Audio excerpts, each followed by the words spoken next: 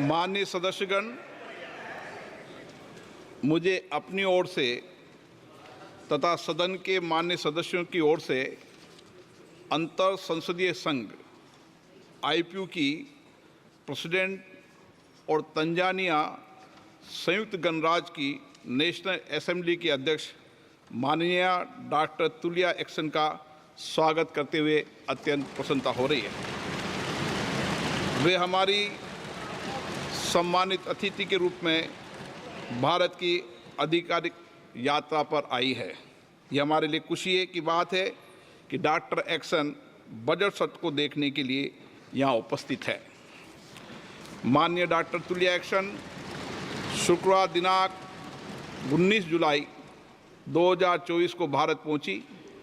उन्होंने 21 जुलाई 2024 को आगरा का भ्रमण किया और इस समय वह विशेष बॉक्स में आसीन है। हम भारत में उनके सुखद और सफल प्रवास की कामना करते हैं। हम अंतर संसदीय संघ के प्रेसिडेंट के रूप में उनकी भूमिका के लिए सफलता की भी कामना करते हैं। उनके माध्यम से हम तंजानिया गणराज्य की संसद के सदस्यों, तंजानिया की सरकार तथा वहाँ की मित्र जनता को बधाई और शुभकामनाएं देते हैं। माननीय सदस्यगण, जैसा कि आपको समाचार भाग 2 के माध्यम से पहले ही सूचित किया जा चुका है कि माननीय वित्त मंत्री जी के बजट भाषण की प्रतियां हार्ड कॉपी के रूप में उपलब्ध कराई जाएगी। अतः बजट प्रस्तुत हो जाने के पश्चात माननीय सदस्य कृपया बजट भाषण की अपनी अपनी प्रति प्रकाशन काउंटर से प्राप्त कर लें। आपको ये भी सूचित किया जाता है कि माननीय मंत्री द्वारा बजट प्रस्तुत किए जाने के पश्चात बजट की प्रतियां आपको मेंबर्स पोर्टल के माध्यम से भी उपलब्ध करा दी जाएगी। माननीय वित्त मंत्री Shrimati Nirmala Sitharaman.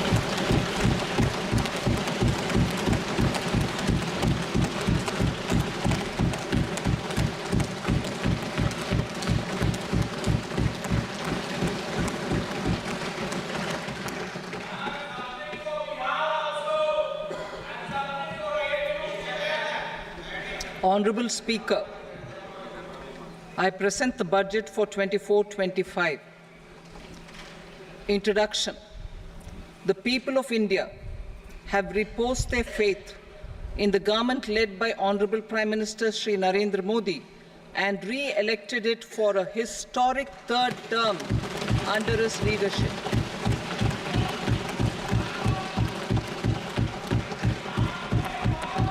We are grateful for their support, faith, and trust in our policies. We are determined to ensure that all Indians, regardless of religion, caste, gender, and age, make substantial progress in realizing their life goals and aspirations. Global context. The global economy, while performing better than expected, is still in the grip of policy uncertainties. Elevated asset prices, political uncertainties, and shipping disruptions continue to pose significant downside risks for growth and upside risks to inflation. In this context, India's economic growth continues to be the shining exception and will remain so in the years ahead.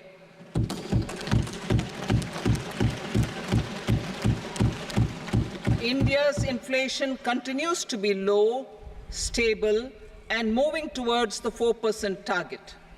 Core inflation, that is non-food and non-fuel, currently is 3.1%.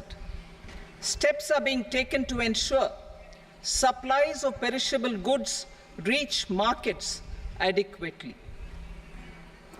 Interim budget. As mentioned in the interim budget, we need to focus on 4 major castes, namely the Garib, Mahilaye, Yuva, and Annadata, the poor, women, youth, and the farmer. For Annadata, we announced higher minimum support prices a month ago for all major crops, delivering on the promise of at least a 50% margin over costs. Pradhan Mantri Garib Kalyan Anna Yojana was extended for 5 years, benefiting more than 80 crore people. Administrative actions for approval and implementation of various schemes announced in the interim budget are well underway. The required allocations have been made. Budget theme. Turning attention to the full year and beyond in this budget, we particularly focus on employment, skilling, MSMEs, and the middle class. I'm happy to announce the Prime Minister's package of 5 schemes and initiatives to facilitate employment, skilling, and other opportunities for 4.1 crore youth over a 5-year period, with a central outlay of 2 lakh crore rupees. I will speak about them shortly, while more details may be seen in the annexure. This year, I've made a provision of 1.48 lakh rupees, 1.48 lakh crore rupees for education, employment, and skilling. Budget priorities. The people have given a unique opportunity to our government to take the country on the path of strong development and an all-round prosperity. In the interim budget, we promise to present a detailed roadmap for our pursuit of Vikasit Bharat. In line with the strategy set out in the interim budget, this budget envisages sustained efforts on the following 9 priorities for generating ample opportunities for all. Number 1, productivity and resilience in agriculture.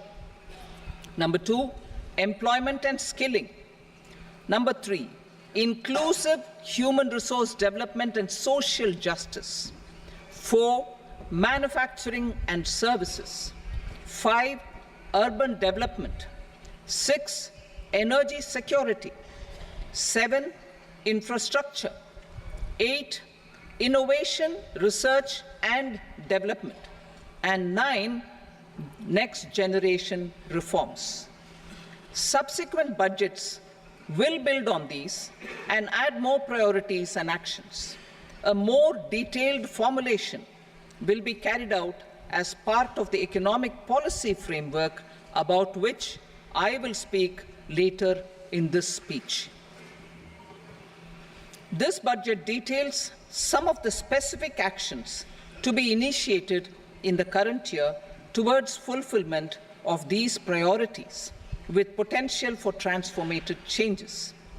The budget also covers some of the previously made announcements, with intent to strengthen them and step up their implementation for expediting our journey towards the goal of Vikasit Bharat. Priority 1, productivity and resilience in agriculture. Transforming agricultural research. Our government will undertake a comprehensive review of the agricultural research setup to bring the focus on raising productivity and developing climate-resilient varieties. Funding will be provided in challenge mode, including to the private sector. Domain experts, both from the government and outside, will oversee the conduct of such research. Release of new varieties.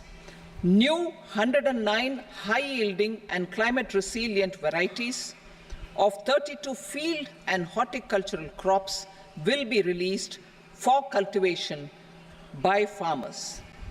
Natural farming. In the next 2 years, 1 crore farmers across the country will be initiated into natural farming, supported by certification and branding. Implementation will be through scientific institutions and willing gram panchayats. 10,000 need-based bio-input resource centers will be established. Missions for pulses and oilseeds. For achieving self-sufficiency in pulses and oilseeds, we will strengthen their production, storage, and marketing. As announced in the interim budget, a strategy is being put in place to achieve Atmanirbharta for oilseeds such as mustard, groundnut, sesame, soybean, and sunflower. Vegetable production and supply chains. Large-scale clusters for vegetable production will be developed closer to major consumption centers. We will promote farmer-producer organizations, cooperatives, and startups for vegetable supply chains, including for collection and storage and marketing. Digital public infrastructure for agriculture. Buoyed by the success of the pilot project, our government, in partnership with the states, will facilitate the implementation of the digital public infrastructure in agriculture for coverage of farmers and their lands in 3 years. During this year, digital crop survey for Kharif using the DPI will be taken up in 400 districts. The details of 6 crore farmers and their lands will be brought into the farmer and land registries. Further, the issuance of Jan Samarth based Kisan credit cards will be enabled in 5 states. Shrimp production and export. Financial support for setting up a network of nucleus breeding centers for shrimp brood stocks will be provided.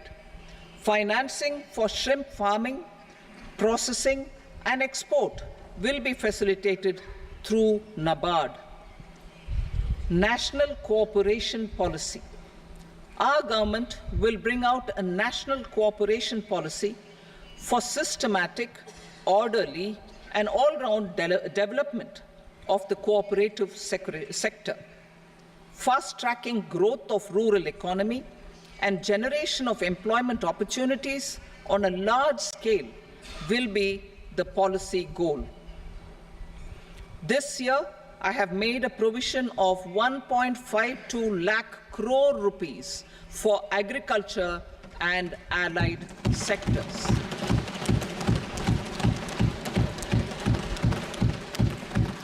Priority 2, employment and skilling. Employment-linked incentive. Our government will implement following 3 schemes for employment-linked incentive as part of the Prime Minister's package.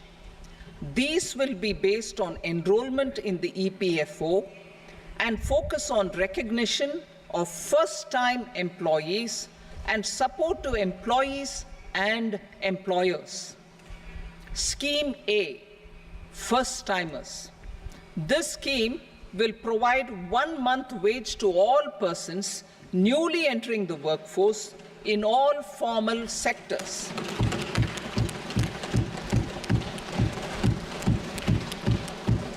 Direct benefit transfer of 1 month's salary in 3 installments to first-time employees as registered in the EPFO will be up to 15,000 rupees. The eligibility limit will be a salary of 1 lakh per month. The scheme is expected to benefit 210 lakh youths.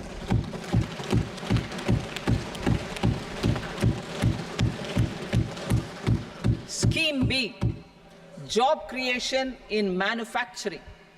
This scheme will incentivize additional employment in the manufacturing sector linked to the employment of first-time employees. An incentive will be provided at specified scale directly both to the employee and the employer with respect to their EPFO contribution in the first 4 years of employment. The scheme is expected to benefit 30 lakh youth entering employment and their employers.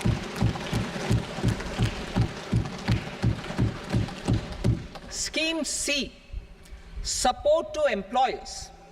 This employer-focused scheme will cover additional employment in all sectors.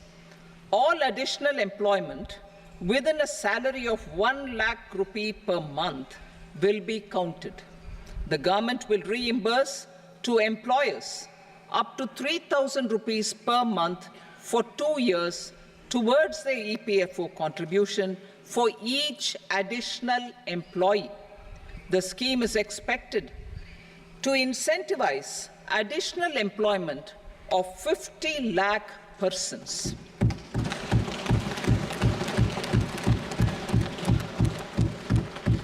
Participation of women in the workforce. We will facilitate higher participation of women in the workforce through setting up of working women hostels in collaboration with industry and establishing creches.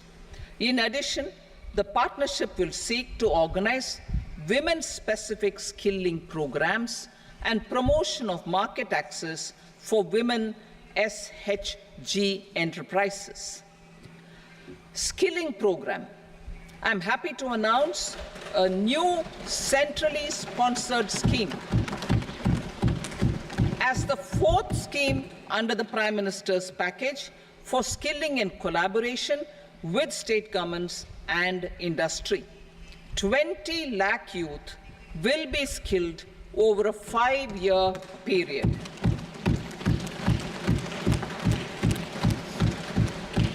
"1,000 industrial training institutes will be upgraded in hub and spoke arrangements with outcome orientation. Course content and design will be aligned to the skill needs of industry, and new courses will be introduced for emerging needs." Skilling loans. The model skill loan scheme will be revised to facilitate loans up to 7.5 lakh rupees with a guarantee from a government-promoted fund. This measure is expected to help 25,000 students every year.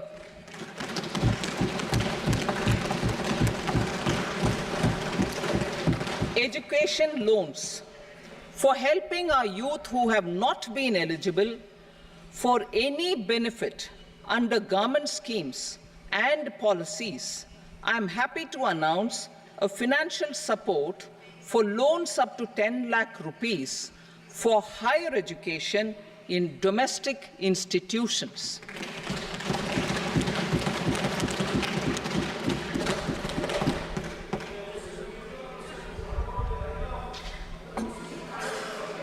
E-vouchers for this purpose. E-vouchers for this purpose will be given directly to 1 lakh students every year for annual interest subvention of 3% of the loan amount. Priority 3, inclusive human resource development and social justice. Saturation approach. Our government is committed to all-round, all-pervasive, and all-inclusive development of people, particularly farmers, youth, women, and the poor. For achieving social justice comprehensively, the saturation approach of covering all eligible people through various programs, including those for education and health, will be adopted to empower them by improving their capabilities. Implementation of schemes meant for supporting economic activities by craftsmen, artisans, self-help groups, scheduled caste, scheduled tribe, and women entrepreneurs and street vendors such as the PM Vishwakarma, PM Swanidhi, National Livelihood Missions, and Stand Up India will be stepped up. Purvodaya. The states in the eastern part of the country are rich in endowments and have strong cultural traditions. We will formulate a plan, Purvodaya, for the all-round development of the eastern region of the country, covering Bihar, Jharkhand, West Bengal, Odisha, and Andhra Pradesh. This will cover human resource development, infrastructure, and generation of economic opportunities to make the region an engine to attain Vikasit Bharat. On the Amritsar-Kolkata Industrial Corridor, we will support development of an industrial node at Gaya. This corridor will catalyze industrial development of the eastern region. The industrial node at Gaya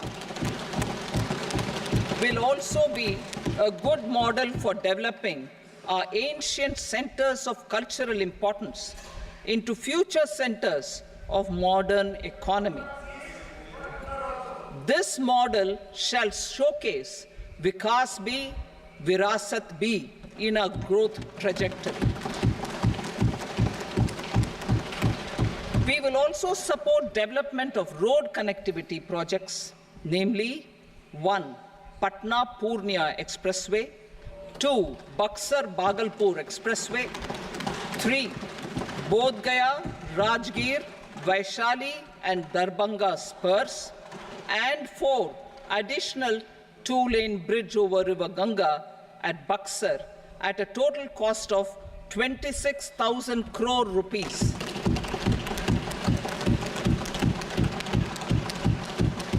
Power projects, including setting up of a new 2,400 megawatt power plant at Pir Painti, will be taken up at a cost of 21,400 crore rupees. New airports, medical colleges, and sports infrastructure in Bihar will be constructed. An additional allocation to support capital investments will be provided. The requests of Bihar government for external assistance from multilateral development banks will be expedited.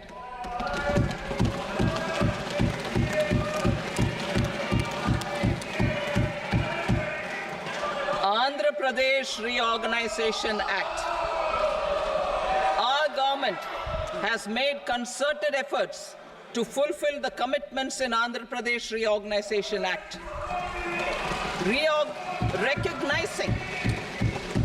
Recognizing the state's need for the capital, recognizing the state's need for a capital, we will facilitate special financial support through multilateral development agencies. In the current financial year, 15,000 crore rupees will be arranged with additional amounts in future years.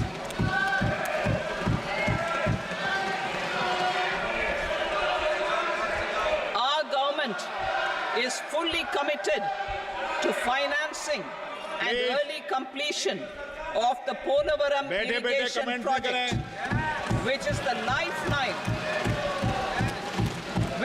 lifeline for Andhra Pradesh and its farmers. This will facilitate our country's food security as well. Under the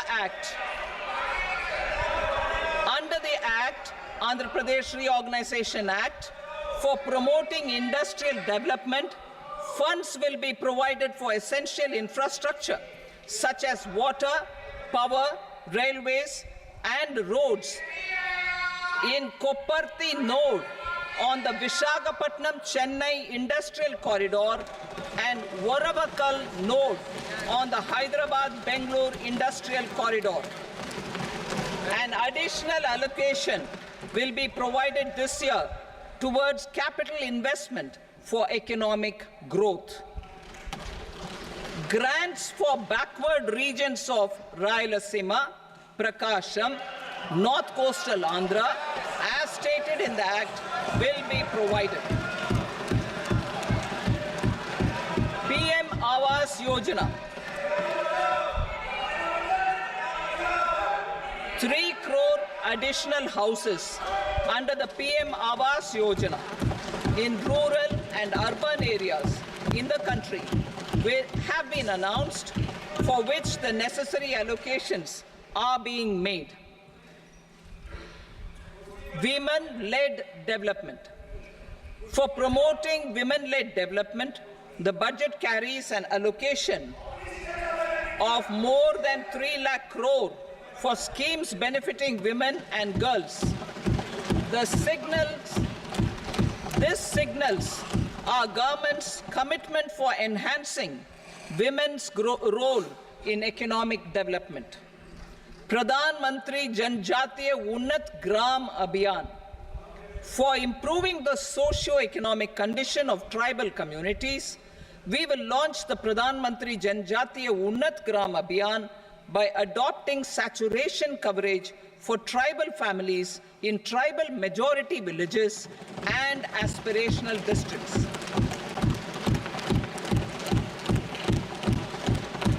This will cover 63,000 villages, benefiting 5 crore tribal people. Bank branches in northeastern region. More than 100 branches of India Post Payment Bank will be set up in the northeast region to expand the banking services. This year, I have made a provision of 2.66 lakh crore rupees for rural development, including rural infrastructure. Priority 4, manufacturing and services, support for promotion of MSMEs. This budget provides special attention to MSMEs and manufacturing, particularly labor-intensive manufacturing. We have formulated a package covering financing, regulatory changes, and technology support for MSMEs to help them grow and also compete globally, as mentioned in the interim budget. I am happy to announce the following specific measures. Credit guarantee scheme for MSMEs in the manufacturing sector. For facilitating term loans to MSMEs for purchase of machinery and equipment without collateral or third-party guarantee, a credit guarantee scheme will be introduced. The scheme will operate on pooling of credit risks of such MSMEs. A separately constituted self-financing guarantee fund will provide to each applicant guarantee cover up to 100 crore rupees, while the loan amount may be larger.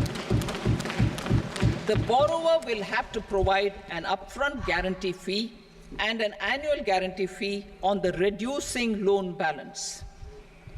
New assessment model for MSME credit.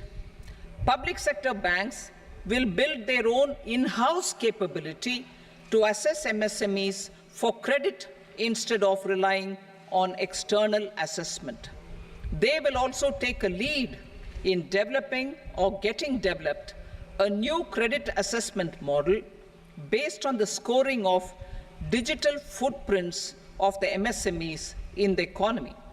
This is expected to be a significant improvement over the traditional assessment of credit eligibility based only on asset or turnover criteria. That will also cover MSMEs without a formal accounting system. Credit support to MSMEs during stress period. I'm happy to announce a new mechanism for facilitating continuation of bank credit to MSMEs during their stress period while being in special mention account, SMA stage, for reasons beyond their control. MSMEs need credit to continue their business and to avoid getting into the NPA stage. Credit availability will be supported through a guarantee from a government-promoted fund. Mudra loans. The limit of Mudra loans will be enhanced to 20 lakh from the current 10 lakh for those entrepreneurs who have availed and successfully repaid previous loans under the Tarun category. Enhanced scope for mandatory onboarding in TREDS.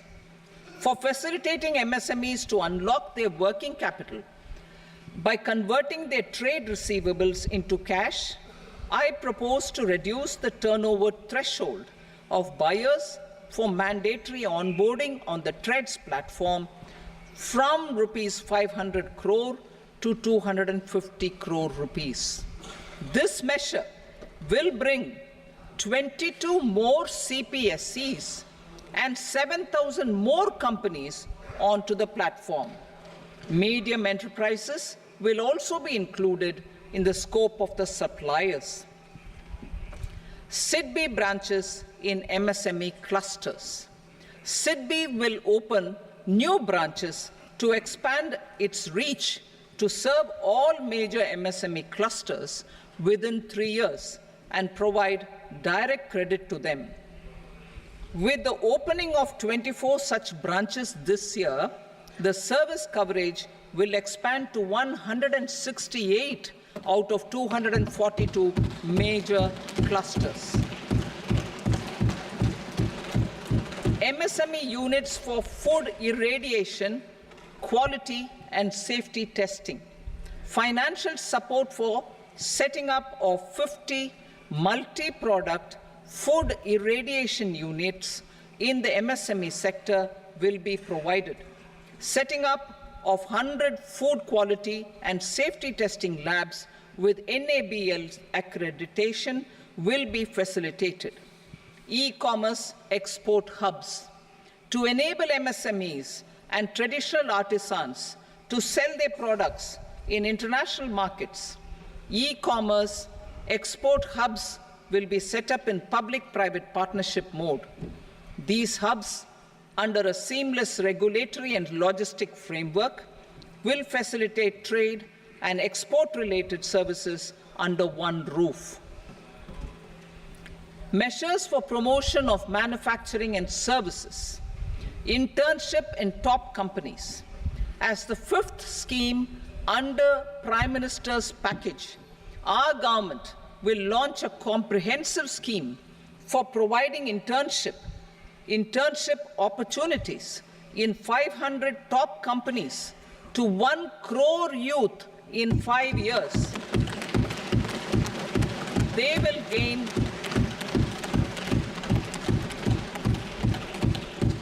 will gain exposure for 12 months to real-life business environment, varied professions, and employment opportunities.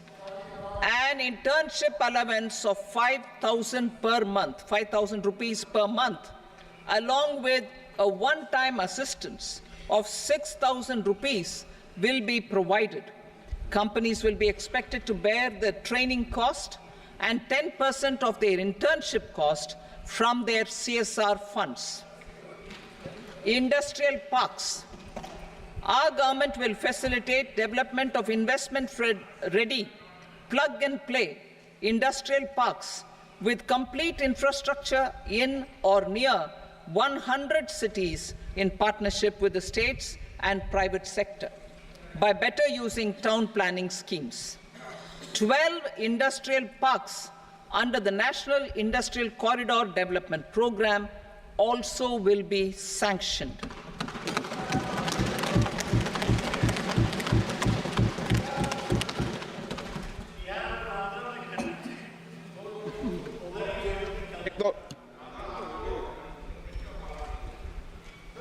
Veji member, no, please, Petty.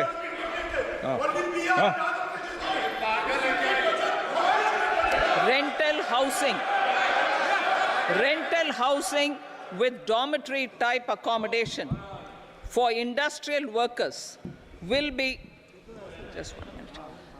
Rental housing, I repeat, rental housing with dormitory type accommodation for industrial workers will be facilitated in PPP mode with VGF support and commitment from anchor industries.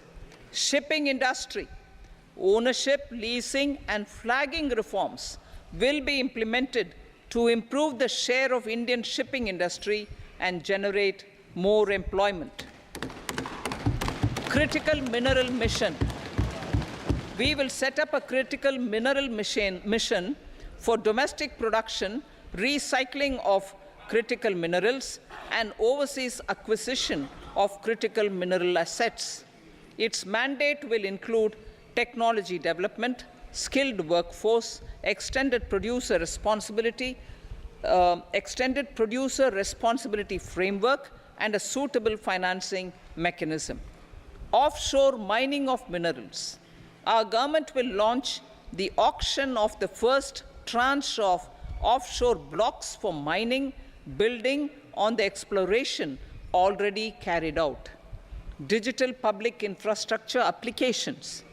Turning to the services sector, I propose development of DPI applications at population scale for productivity gains, business opportunities, and innovation by the private sector. These are planned in the areas of credit, e-commerce, education, health, law and justice, logistics, MSME service delivery, and urban governance. Integrated technology platform for IBC ecosystem. An integrated technology platform will be set up for improving the outcomes under the Insolvency Bankruptcy Code for achieving consistency, transparency, timely processing, and better oversight for all stakeholders. Voluntary closure of LLPs. The services of the Center for Processing Accelerated Corporate Exit, CPACE, will be extended for voluntary closure of LLPs to reduce the closure times. National Company Law Tribunals. The IBC has resolved more than 1,000 companies, resulting in direct recovery of 3.3 lakh crore to creditors. 3.3 lakh crore rupees to creditors. In addition, 28,000 cases involving over 10 lakh crore rupees have been disposed of even prior to admission. Appropriate changes to the IBC, reforms and strengthening of the tribunal and appellate tribunals will be initiated to speed up insolvency resolution. Additional tribunals will be established. Out of those, some will be notified to decide cases exclusively under the Companies Act. Debt recovery.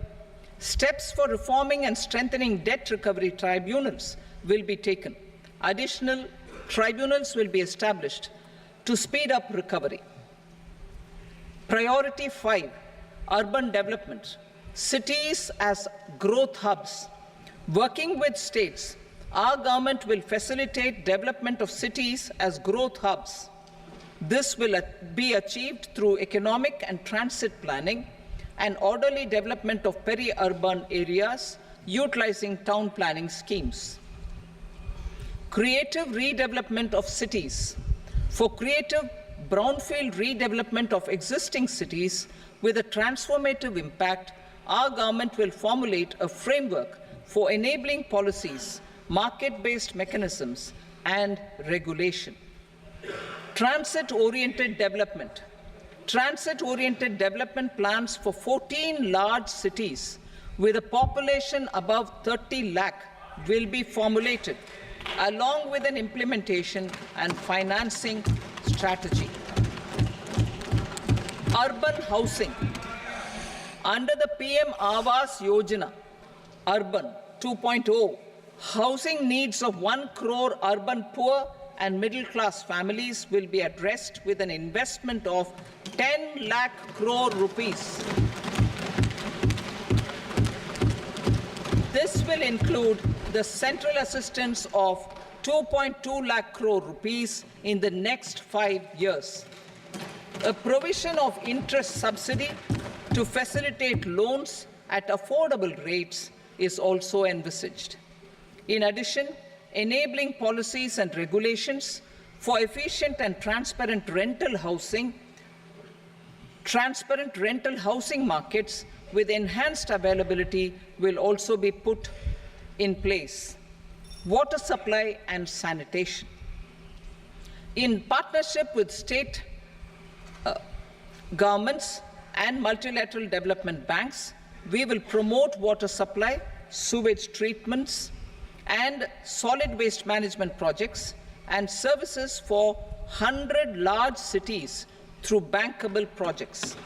These projects will also envisage use of treated water for irrigation and filling up of tanks in nearby areas.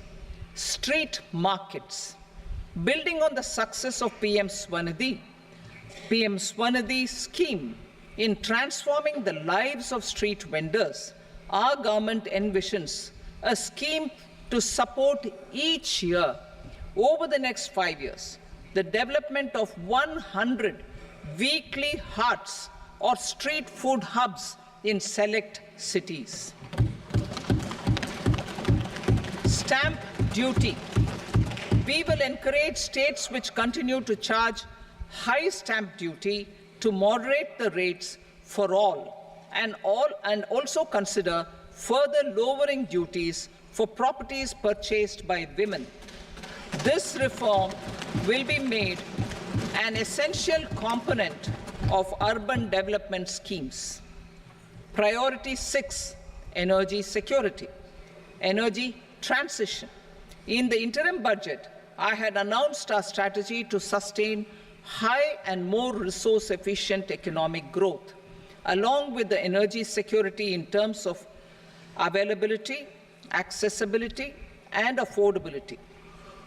We will bring out a policy document on appropriate energy transition pathways that balances the imperatives of employment, growth, and environmental sustainability. PM Surya Ghar Muft Bijli Yojana. PM Surya Ghar Muft Bijli Yojana. In line with the announcement in the interim budget,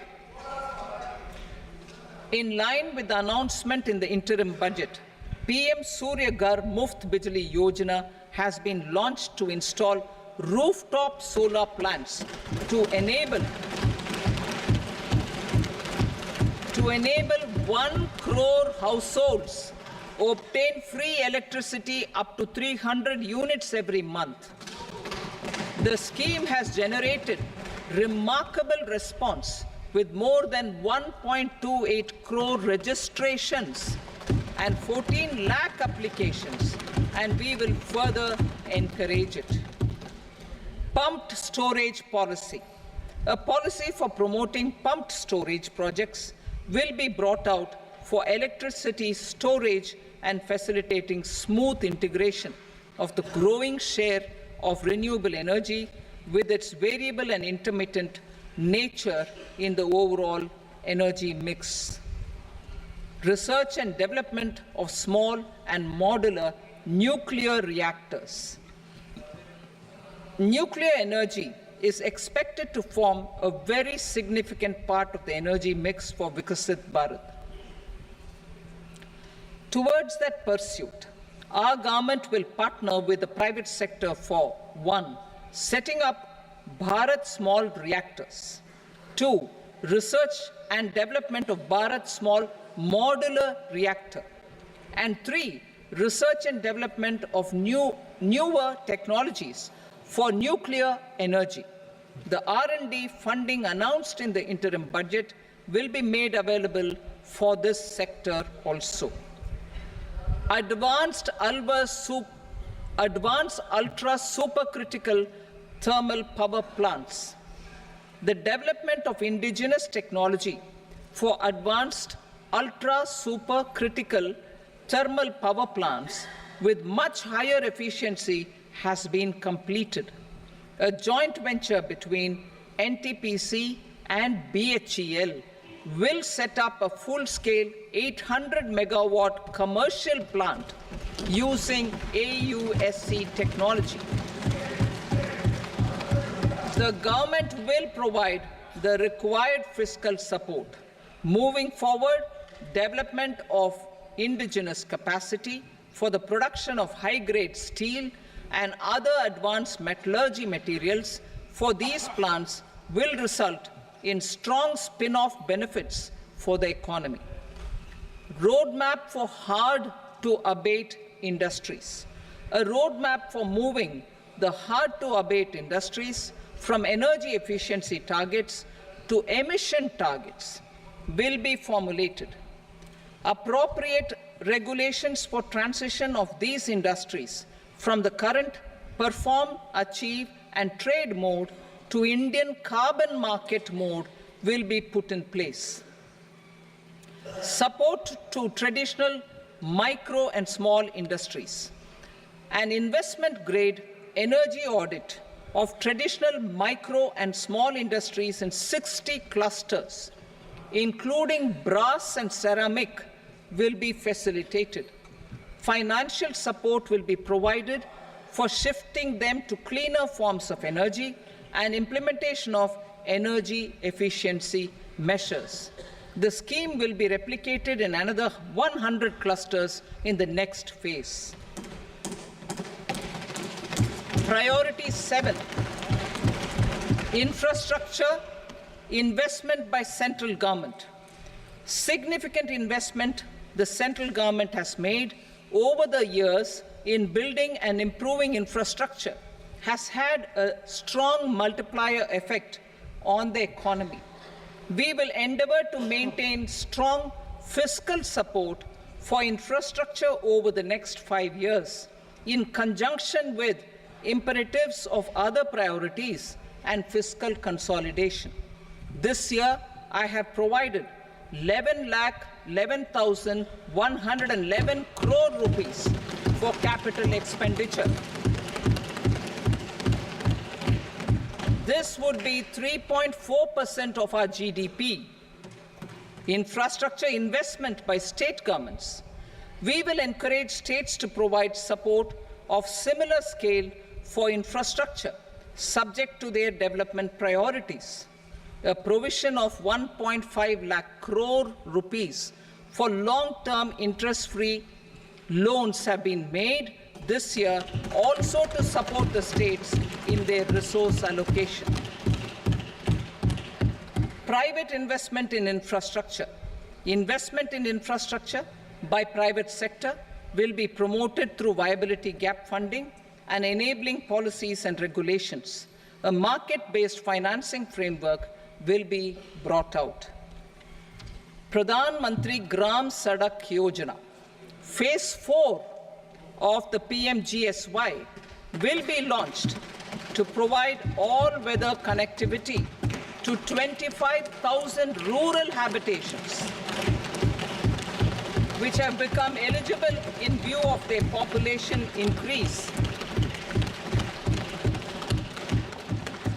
Irrigation and flood mitigation. Bihar has frequently suffered from floods, many of them originating outside the country. Plans to build flood control structures in Nepal are yet to progress. Our government, through the Accelerated Irrigation Benefit Program and other sources, will provide financial support for projects with estimated cost of 11,500 crore rupees, such as the Kosi-Michi intra-state link and 20 other ongoing and new schemes, including barrages, river pollution abatement, and irrigation projects. In addition, survey and investigation of Kosi-related flood mitigation and irrigation projects will be undertaken.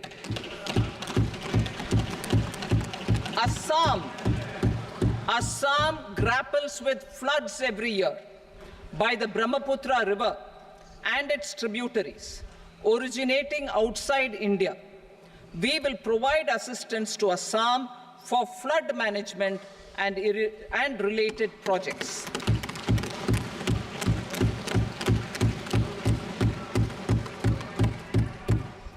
Himachal Pradesh, suffered extensive losses due to floods last year. Our government will provide assistance to the state for reconstruction and rehabilitation through multilateral development assistance.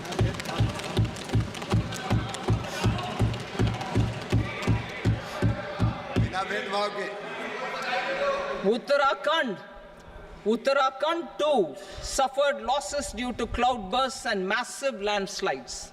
We will provide assistance to the state.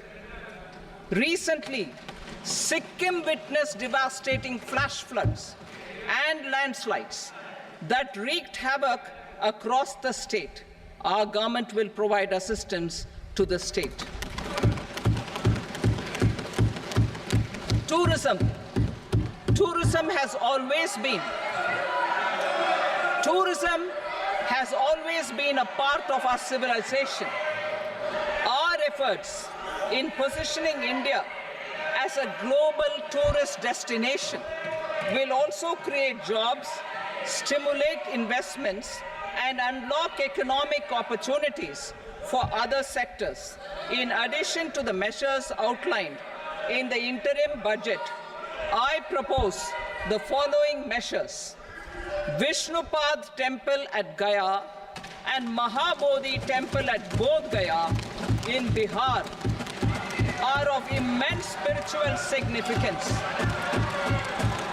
Comprehensive development of Vishnupad Temple Corridor and Mahabodhi Temple Corridor will be supported, modeled on the successful Kashi Vishwanath Temple Corridor to transform them into world-class pilgrim and tourist destinations. Rajgir holds immense religious significance for Hindus, Buddhists, and Jains. The 20th Tirthankara Muniswarata Temple in the Jain temple complex is ancient. The Saptarishi, or the 7 hot springs, form a warm water Brahmkund that is sacred. A comprehensive development initiative for Rajgir will be undertaken. Our government will support the development of Nalanda as a tourist center, besides reviving Nalanda University to its glorious stature. Odisha's scenic beauty, temples, monuments, craftsmanship, wildlife sanctuaries, natural landscapes, and pristine beaches make it an ultimate tourism destination. Our government will provide assistance for their development to Odisha as well. Priority 8, innovation, research, and development. We will operationalize the Anusandhan National Research Fund for basic research and prototype development. Further, we will set up a mechanism for spurring private sector-driven research and innovation at commercial scale with a financing pool of 1 lakh crore rupees in line with the announcement in the interim budget. Space economy. With our continued emphasis on expanding the space economy by 5 times in the next 10 years, a venture capital fund of 1,000 crore rupees will be set up. Priority 9, next generation reforms. Economic policy framework. We will formulate an economic policy framework to delineate the overarching approach to economic development and set the scope of the next generation of reforms for facilitating employment opportunities and sustaining high growth. Our government will initiate and incentivize reforms for 1, improving productivity of factors of production, and 2, facilitating markets and sectors to become more efficient. These reforms will cover all factors of production, namely land, labor, capital, and entrepreneurship, and technology as an enabler of improving total factor productivity and bridging inequality. Effective implementation of several of these reforms requires collaboration between the center and the states and building consensus as development of the country lies in development of the states. For promoting competitive federalism and incentivizing states for faster implementation of reforms, I propose to earmark a significant part of the 50-year interest-free loan. Working with the states, we will initiate the following reforms.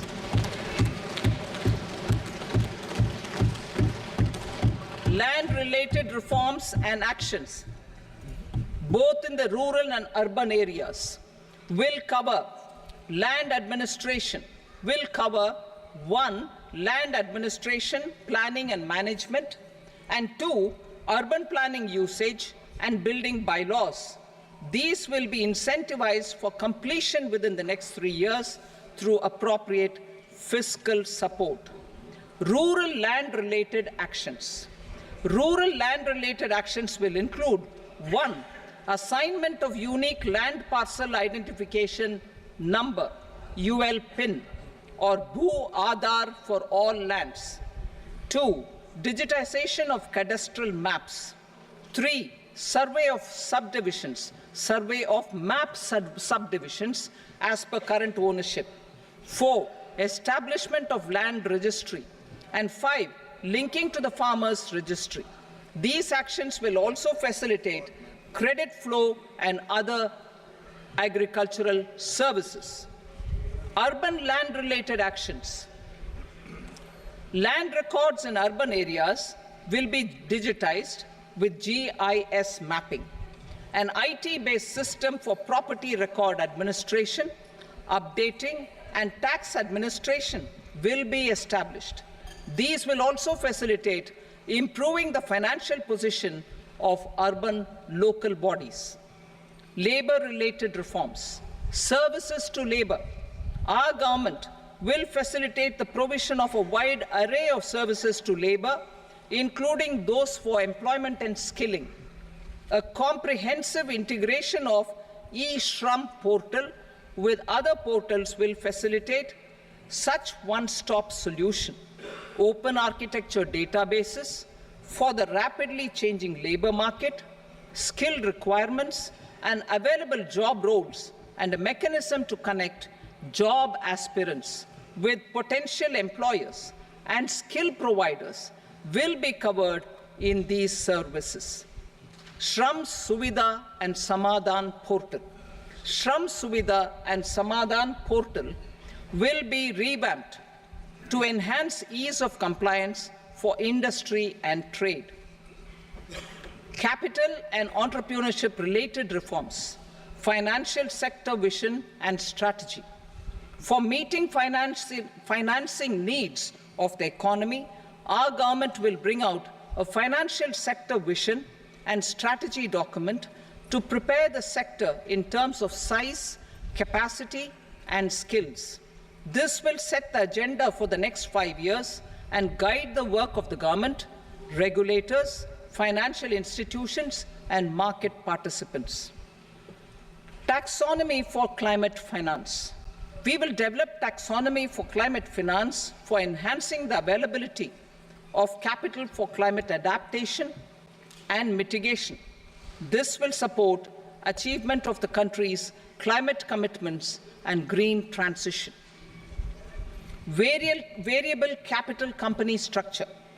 We will seek the required legislative approval for providing an efficient and flexible mode for financing leasing of aircrafts and ships and pooled funds of private equity through a variable company structure.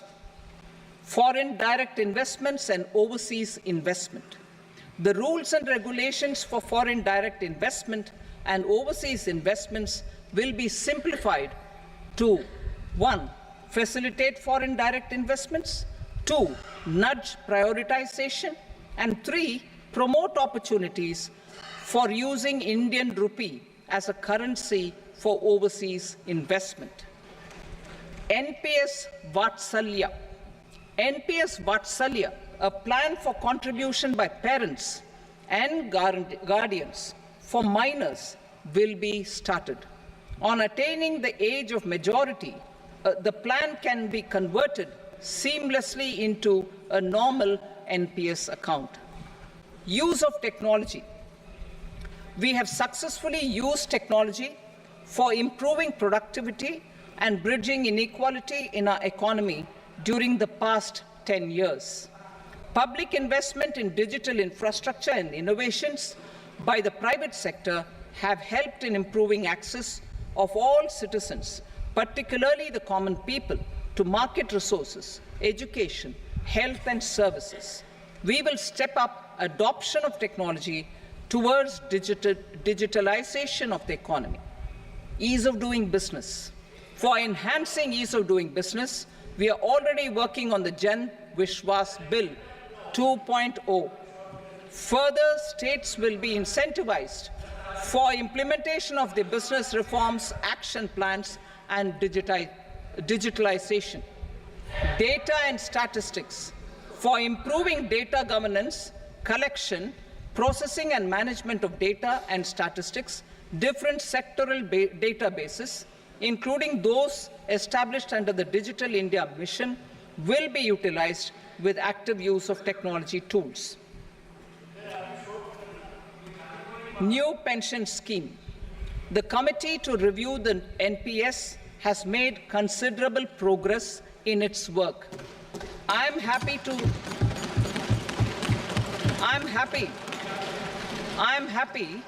that the staff side of the National Council of the Joint Consultative Machinery for Central Government Employees has taken a constructive approach. A solution will be evolved which addresses the relevant issues while maintaining fiscal prudence to protect the common citizens. Budget estimates for 24-25. For the year 24-25, total receipts other than borrowings and the total expenditure are estimated at 32.07 lakh crore rupees and 48.21 lakh crore rupees respectively. The net tax receipts are estimated at 25.83 lakh crore rupees. The fiscal deficit is estimated at 4.9% of the GDP. The gross and the net market borrowings through dated securities during 24-25 are estimated at 14.01 lakh crore rupees and 11.63 lakh crore rupees respectively. Both will be less than that in 23-24. The fiscal consolidation path announced by me in 2021 has served our economy very well, and we aim to reach the deficit below 4.5% next year. The government is committed to staying the course. From 2026-27 onwards, our endeavor will be to keep the fiscal deficit each year such that the central government's debt will be on a declining path as percentage of GDP. I will now move to Part B.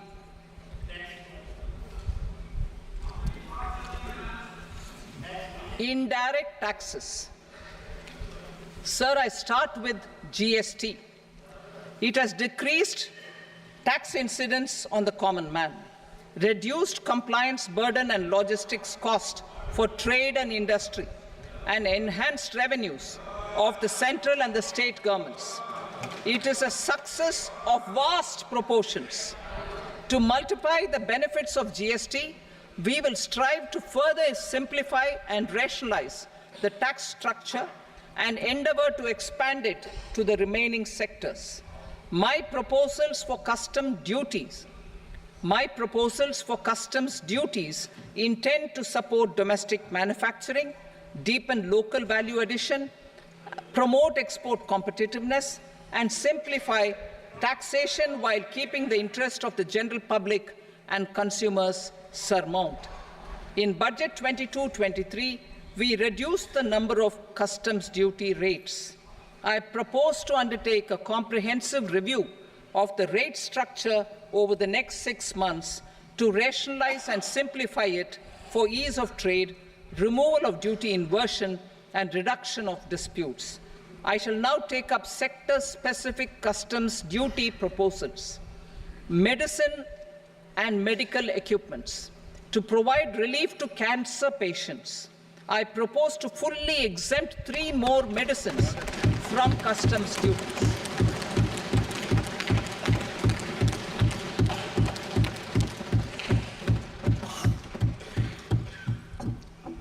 I also propose changes in the BCD on X-ray tubes and flat panel detectors for use in medical X-ray machines under the phased manufacturing program so as to synchronize them with the domestic capacity addition. Mobile phone and related parts. With a 3-fold increase in domestic production and almost a 100-fold jump in exports of mobile phones over the last 6 years, the Indian mobile industry has matured. In the interest of consumers, I now propose to reduce the BCD on mobile phone, mobile PCBA, and mobile charger to 15%. Critical minerals. Minerals such as lithium, copper, cobalt, and rare earth elements are critical for sectors like nuclear energy, renewable energy, space, defense, telecommunications, and high-tech electronics.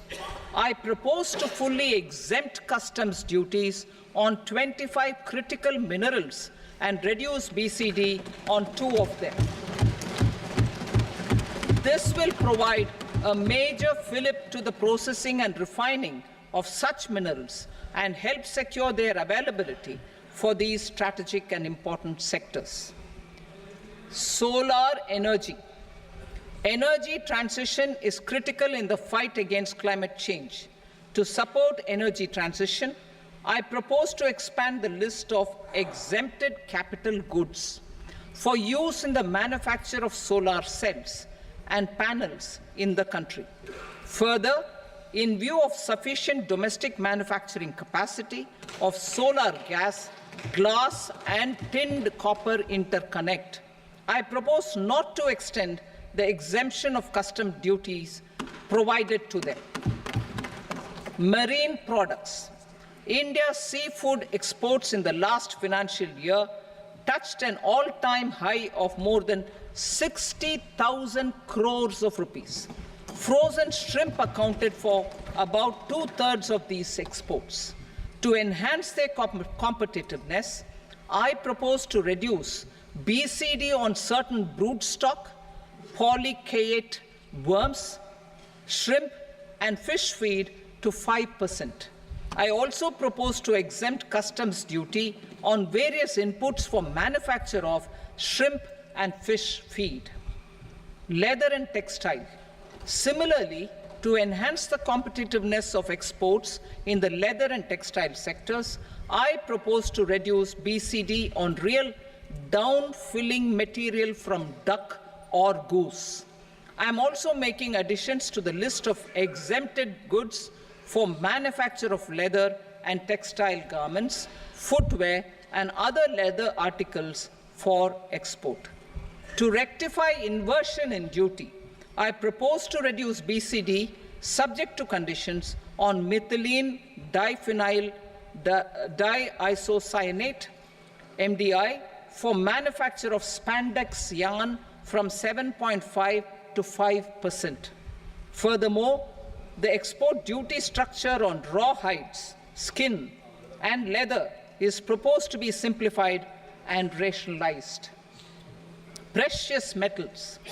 To enhance domestic value addition in gold and precious metal jewelry in the country, I propose to reduce customs duties on gold and silver to 6% and that of platinum to 6.4%. Other metals. Steel and copper are important raw materials. To reduce their cost of production, I propose to remove the BCD on ferronickel and blister copper. I am also continuing with nil BCD on ferrous scrap and nickel cathode and concessional BCD of 2.5% on copper scrap. Electronics. To increase value addition in the domestic electronics industry, I propose to remove the BCD subject to conditions on oxygen-free copper for manufacture of resistors. I also propose to exempt certain parts for manufacture of connectors. Chemicals and petrochemicals. To support existing and new capacities in the pipeline, I propose to increase the BCD on ammonium nitrate from 7.5% to 10%. Plastics. PVC flex banners are non-biodegradable and hazardous for environment and health. To curb their imports, I propose to raise the BCD on them from 10 to 25%. Telecommunication equipment.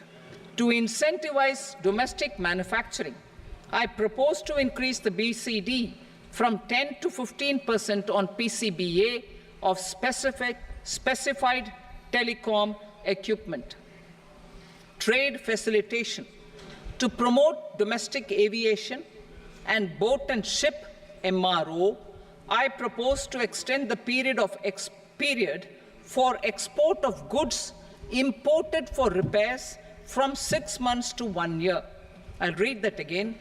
To promote domestic aviation and boat and ship maintenance, repair and operations, I propose to extend the period for export of goods imported for repairs from 6 months to 1 year. In the same vein, I propose to extend the time limit for re-import of goods for repairs under warranty from 3 to 5 years.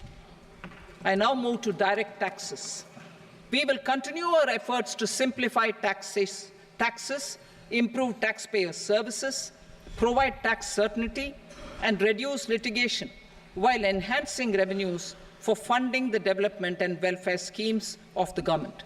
It has been our endeavor to simplify taxation.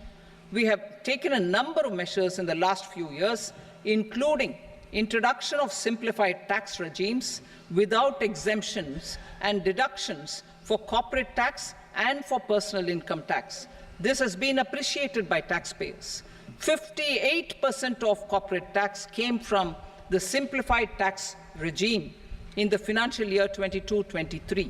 Similarly, as per data available till now, for the last fiscal, more than 2/3 have availed the new personal income tax regime.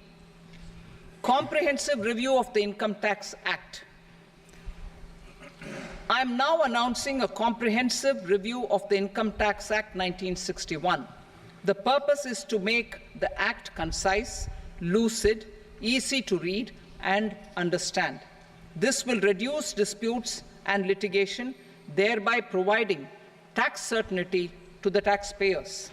I will also bring down the demand embroiled in litigation. It is proposed to be completed in 6 months. A beginning is being made in the Finance Bill by simplifying the tax regime for charities, tedious rate structures, provisions of reassessment and such provisions, and capital gains taxation. Simplification for charities and tedious. Two tax exemption regimes. The two tax exemption regimes for charities are proposed to be merged into one. The 5% tedious rate on many payments is being merged into the 2% tedious rate, and the 20% tedious rate on repurchase of units by mutual funds or UTI is being withdrawn. Tedious rate on e-commerce operators is proposed to be reduced from 1 to 0.1%. Moreover, credit of TCS is proposed to be given in the TDS to be deducted on salary. Further, I propose to decriminalize delay for payment of TDS up to the due date of filing statement for the same. I also plan to provide a standard operating procedure for TDS defaults and simplify and rationalize the compounding guidelines for such defaults. Simplification of reassessment. I propose to thoroughly simplify the provisions for reopening and reassessment. An assessment hereinafter can be reopened beyond 3 years from the end of the assessment year only if the escaped income is 50 lakh rupees or more, up to a maximum period of 5 years from the end of the assessment year. Even in such cases, a time limit of 6 years before the year of the search, as against the existing time limit of 10 years, is being proposed. This will reduce tax uncertainty and disputes. Simplification and rationalization of capital gains. Capital gains taxation is also proposed to be hugely simplified. Short-term gains on certain financial assets shall henceforth attract a tax rate of 20%, while that on all other financial assets and all non-financial assets shall continue to attract the applicable tax rate. Long-term gains on all financial and non-financial assets, on the other hand, will attract a tax rate of 12.5%. For the benefit of the lower and the middle income classes, I propose to increase the limit of exemption of capital gains on certain financial assets to 1.25 lakh rupees per year. Listed financial assets held for more than a year will be classified as long-term, while unlisted financial assets and all non-financial assets will have to be held for at least 2 years to be classified as long-term. Unlisted bonds and debentures, debt mutual funds, and market-linked debentures, irrespective of holding period, however, will attract tax on capital gains at applicable rates. Taxpayer services. All the major taxpayer services under GST and most services under customs and income tax have been digitalized. All remaining services of customs and income tax, including rectification and order giving effect to appellate orders, shall be digitalized and made paperless over the next 2 years. Litigation and appeals. While our concerted efforts to reduce pendency of appeals at various appellate fora are beginning to show good results, it will continue to engage our highest attention. To dispose of the backlog of first appeals, I plan to deploy more officers to hear and decide such appeals, especially those with large tax effect. For resolution of certain income tax disputes pending in appeal, I am also proposing Vivad Se Vishwas Scheme 2024.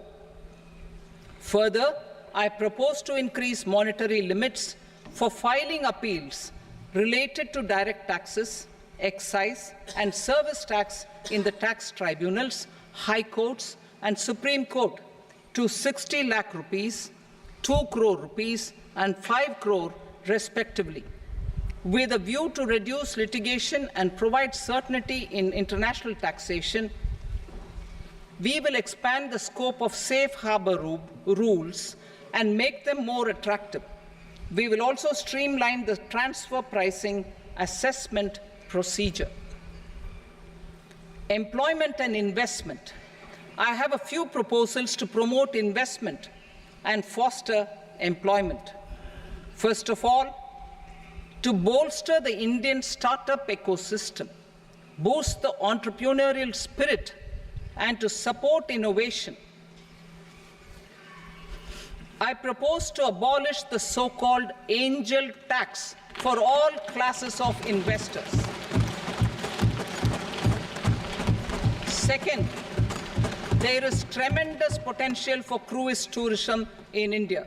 To give a fillip to this employment-generating industry, I am proposing a simpler tax regime for foreign shipping companies operating domestic cruises in the country. Third, India is a world leader in the diamond cutting and polishing industry, which employs a large number of skilled workers. To further promote the development of this sector, we would provide for safe harbor rates for foreign mining companies selling raw diamonds in the country. Fourth, to attract foreign capital for our development needs, I propose to reduce the corporate tax rate on foreign companies from 40 to 35%. Deepening the tax base. I have a couple of proposals for deepening the tax base. First, security transaction tax on futures and options of securities is proposed to be increased to 0.02% and 0.1% respectively. Second, for reasons of equity, I propose to tax income received on buyback of shares in the hands of recipients. Other proposals. To improve social security benefits, deduction of expenditure by employers towards NPS is proposed to be increased from 10 to 14% of the employee's salary. Similarly, deduction of this expenditure up to 14% of salary from the income of employees in private sector, public sector banks and undertakings opting for the new tax regime is proposed to be provided. Indian professionals working in multinationals get ESOPs and invest in social security schemes and other movable assets abroad. Non-reporting of such small foreign assets has penal consequences under the Black Money Act.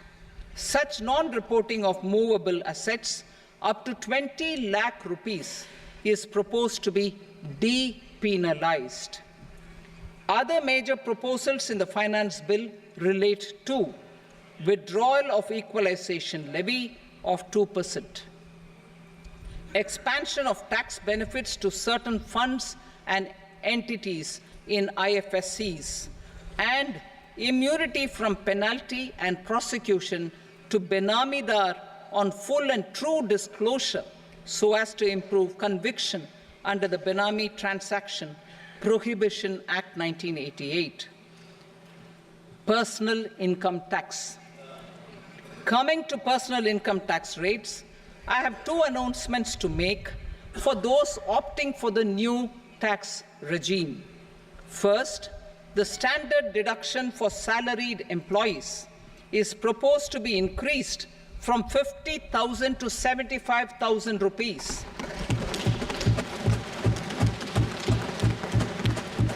Similarly, deduction on family pension for pensioners is proposed to be enhanced from 15,000 to 25,000 rupees.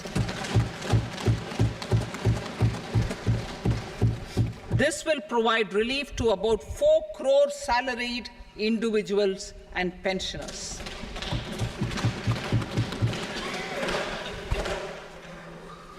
Second, in the new tax regime, the tax rate structure is proposed to be revised as follows: 0 to 3 lakh rupees, nil; 3 to 7 lakh rupees, 5%; 7 to 10 lakh rupees, 10%; 10 to 12 lakh rupees, 15%; 12 to 15 lakh rupees, 20%; and above 15 lakh rupees, 30%. As a result of these changes, a salaried employee in the new tax regime stands to save up to 17,500 rupees in income tax.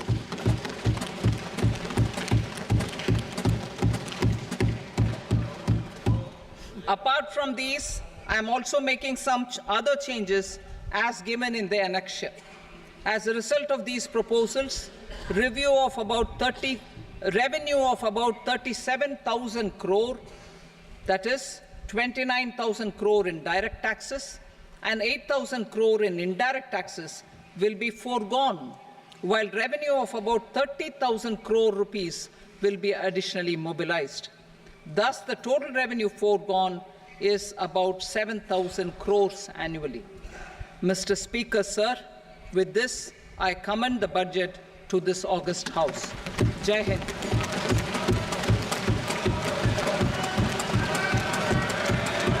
Item number 2. Item number 2.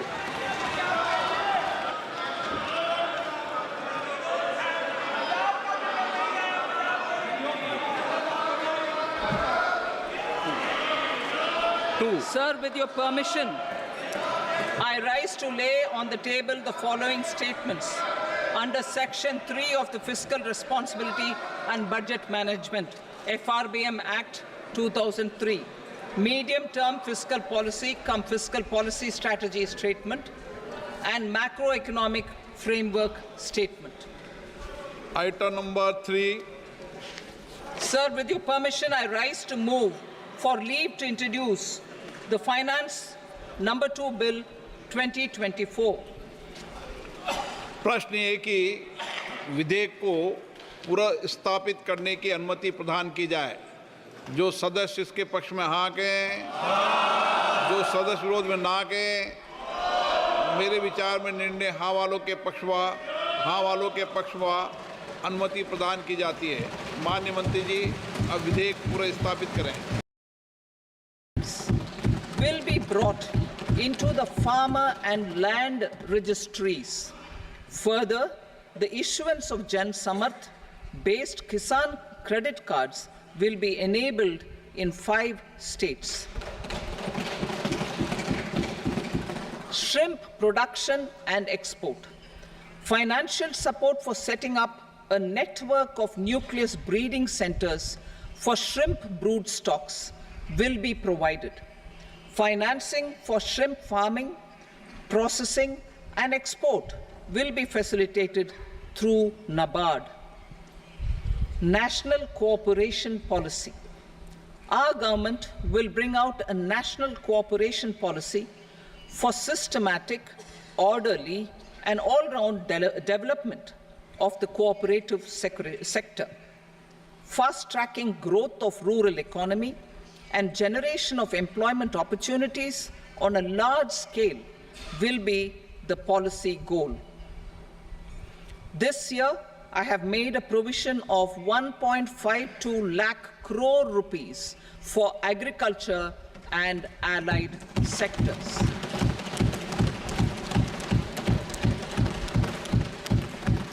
Priority 2, employment and skilling. Employment-linked incentive. Our government will implement following 3 schemes for employment-linked incentive as part of the Prime Minister's package.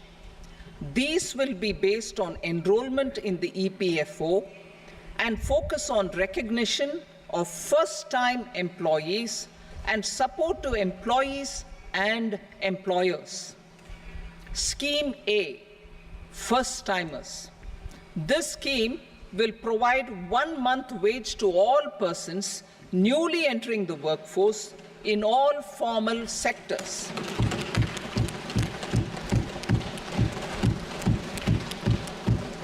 Direct benefit transfer of 1 month's salary in 3 installments to first-time employees as registered in the EPFO will be up to 15,000 rupees.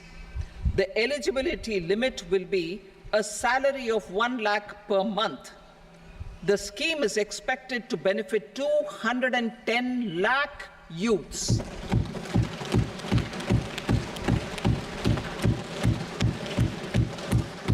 Scheme B, job creation in manufacturing. This scheme will incentivize additional employment in the manufacturing sector linked to the employment of first-time employees. An incentive will be provided at specified scale directly both to the employee and the employer with respect to the EPFO contribution in the first 4 years of employment. The scheme is expected to benefit 30 lakh youth entering employment and their employers.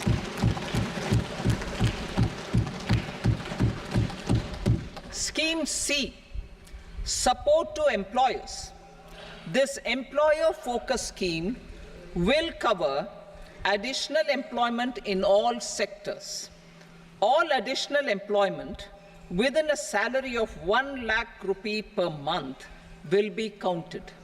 The government will reimburse to employers up to 3,000 rupees per month for 2 years towards the EPFO contribution for each additional employee. The scheme is expected to incentivize additional employment of 50 lakh persons.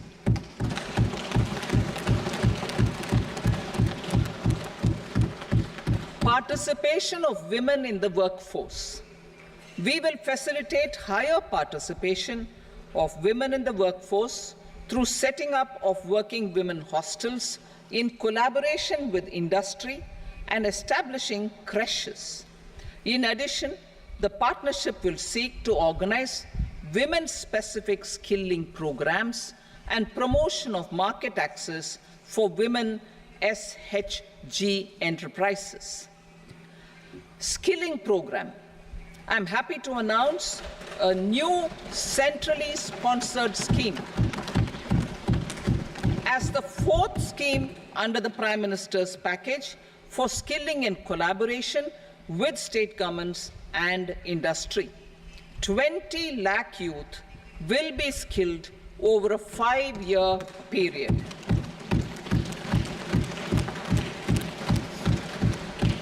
(1,000 industrial training institutes will be upgraded in hub and spoke arrangements with outcome orientation. Course content and design will be aligned to the skill needs of industry, and new courses will be introduced for emerging needs. Skilling loans. The model skill loan scheme will be revised to facilitate loans up to 7.5 lakh rupees with a guarantee from a government-promoted fund. This measure is expected to help 25,000 students every year.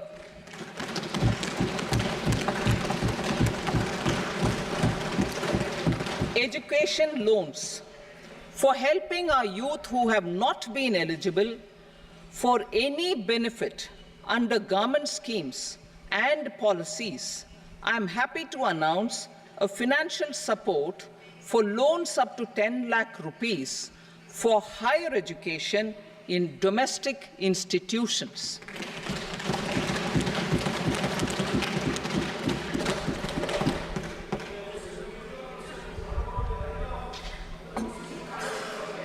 E-vouchers for this purpose.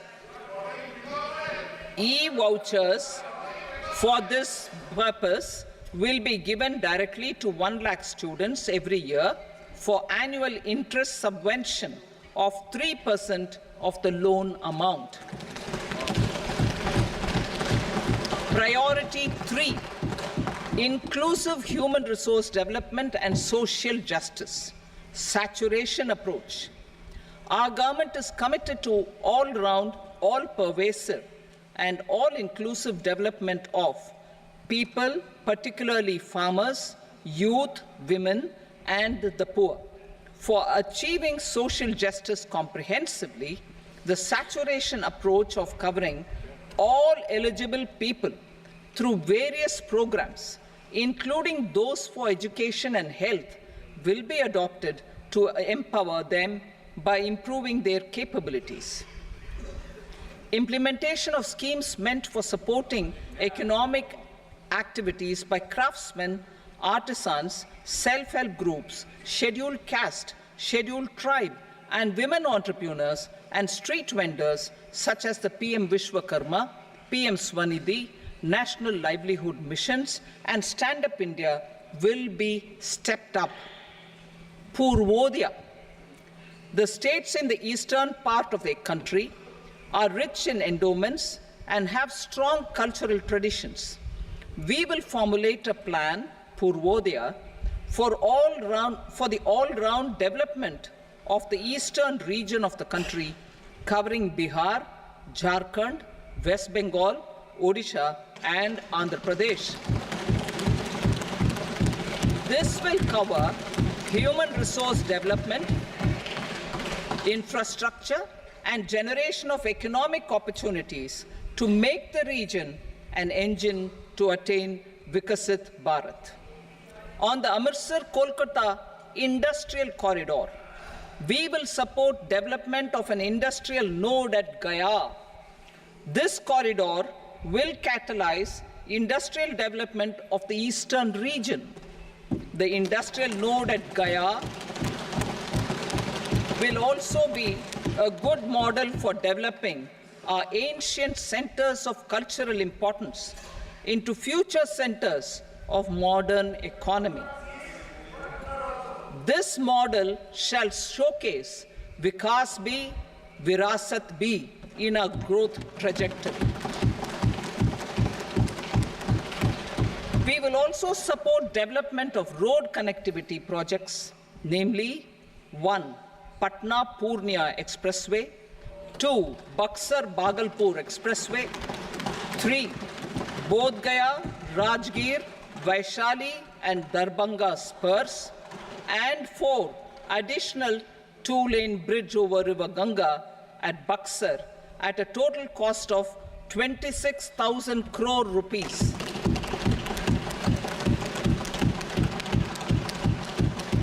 Power projects, including setting up of